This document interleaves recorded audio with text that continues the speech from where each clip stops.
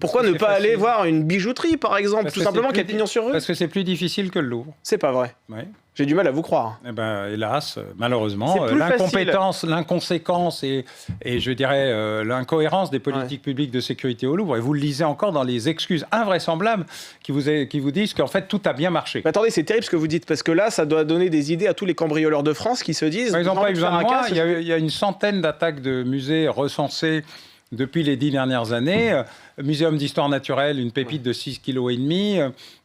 Parel Monial, vous en avez tous les jours ou toutes les semaines. 2 fois le musée Jacques Chirac en 48 heures à Saran.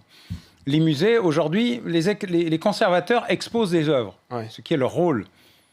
Mais ils ne les préservent pas et ils ne les protègent pas, ils ne les conservent pas. Et pourquoi? Parce que ce n'est pas leur rôle. On ne leur a jamais appris. Ça fait 20 ans que la sécurité est le parent pauvre de le Grand Louvre, plus de visiteurs, plus.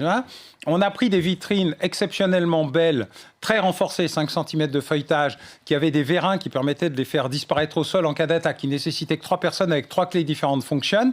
On les a remplacées par des horreurs esthétiques, c'est un point de vue personnel, je demande à personne de concert, mais si vous voyez l'image comparative entre les deux, vous ne devriez pas avoir de doute.